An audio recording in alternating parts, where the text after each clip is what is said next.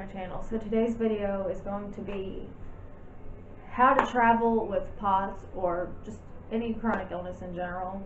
For me, I have POTS, so that's just what I go off of.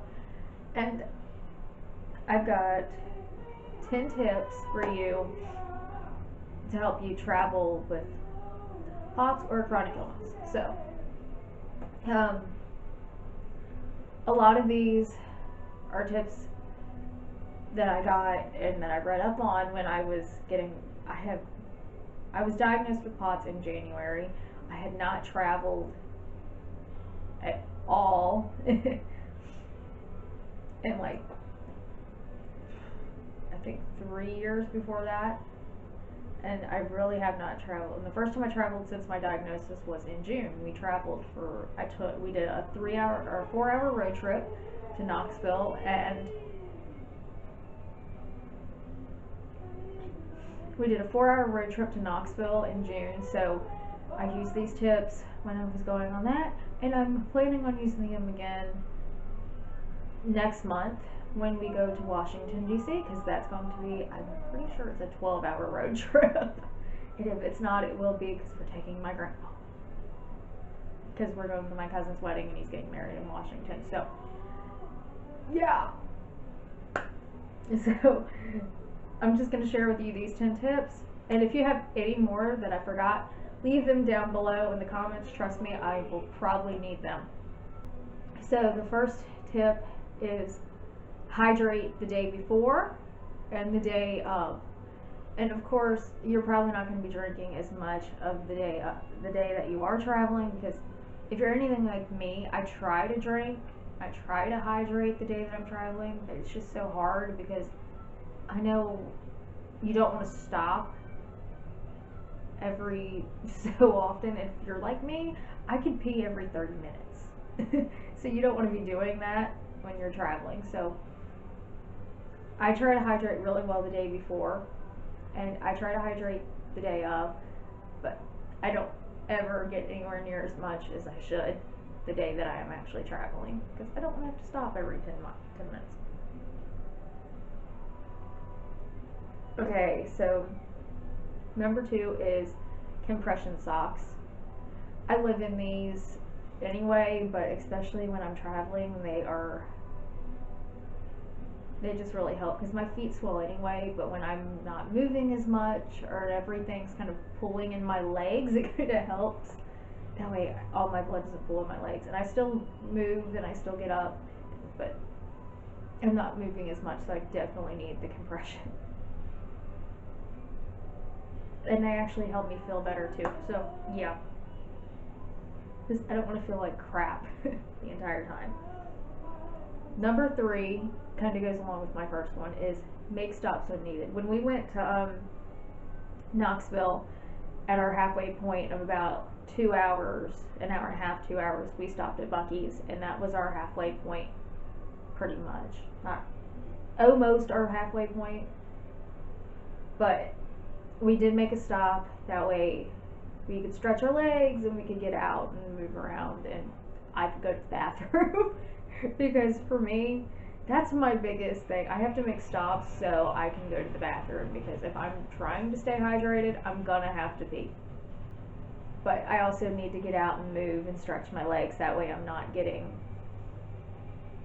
stiff, because my muscles I probably have something else on top of POTS, but my muscles kick my butt when I've sat for too long. Number 4 is comfy items. Comfy clothes, blankets, pillows, jackets. Like for me, I try to have my comfort stuff anyway. I always try to travel. If I'm traveling, I always try to wear comfy clothes.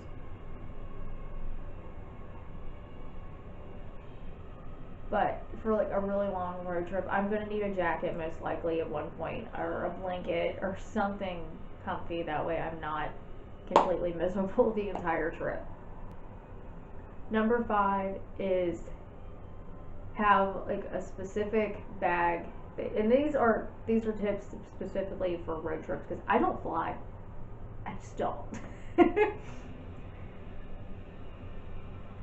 But I'm sure you could probably take some of these and adjust them to flying. But number 5 is have a road trip bag. For me, I have a video, I will link it in the card somewhere, of what I put in my road trip bag for me. But for mainly it's my medicine for that day, plus some emergency meds or extra medication, snacks, my salt shoes, my salt tablets, and I have a pulse ox that I carry around with me just in case I need it. Number 6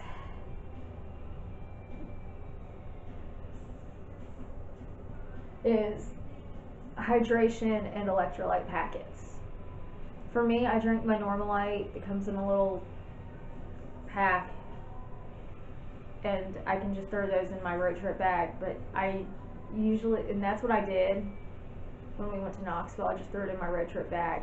If you want to pre-mix your stuff and put it in a cooler, that's fine, but for me, I wasn't really that worried about it, so I just threw it in my road trip bag, and it's not that hard for me to mix it up in the car. Number 7 is have a medical alert bracelet or some kind of medical alert necklace or tag or card or some sort, because if you're traveling, especially if you're traveling alone or someplace you've never been, it is really important to have one of these in case something does happen to you. That way they know. Because even if I am with somebody, I still wear it, because you never know who's going to be aware of your condition and who isn't. And I also have my little cards that I keep with me that I got off Etsy in my purse or my wallet thing. Number 8 is move even when seated, and I don't mean like taking your seatbelt off and moving around, but for me, I move my legs. I you'll see me when I film, after a while of me sitting in one position, I have to move my legs or something because my legs are starting to hurt. So I will move my legs. Sometimes I'll rub my legs, especially when I'm traveling. Like when we traveled, I was constantly trying to move my legs or trying to get blood flow through them. So I was doing something that way it wouldn't make me worse, or that way I wouldn't end up with something else wrong with me because I wasn't moving enough. And I kind of already touched on number 9, but that is salt supplements. For me, I have POTS, so I have to make sure I'm getting enough water, and I have to make sure I'm getting enough salt. And when I'm traveling, salt supplements are my number 1 way of doing that. Like I'll either take I'll take these, the capsules, and I'll take the fast chews. That way, depending on how much salt I need and how fast I need it, I have an option of how to get it. And on that, I will add in my extra medicine, because I never know. You never know when you're traveling. Are we going to get there later? Are we going to get stuck in traffic? So I always have my, this is my pill organizer, but let's say I'm traveling, it's Tuesday, so let's say I'm leaving this afternoon, so I'm going to take Tuesday with me. It's just easier for me if I take my pill pack, and then I will take my emergency meds as well. And this doesn't have to be in like the road trip bag like I prefer to do. And for my emergency meds, I will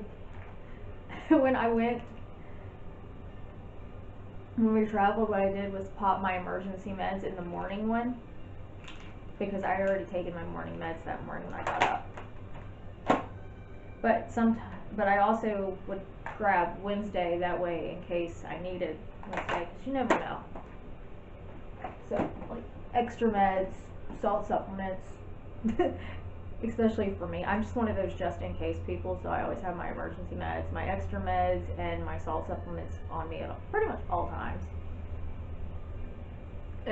Tip number 10 is plan your trip and pace yourself. Like, this is going to be our biggest thing when we go to Washington. We're going to kind of have to plan out what day we're going to do what, because We know one day we're gonna have a wedding to go to, so that day's pretty much booked solid. But the rest of it, it's like we're gonna have to plan it, and we're gonna try. I need to try and pace myself, but at the same time, I'm gonna be with people who don't have to do that. So it's going to be a little bit difficult, but I am going to try and pace myself. That way I don't end up overdoing it, so I end up miserable the rest of my trip.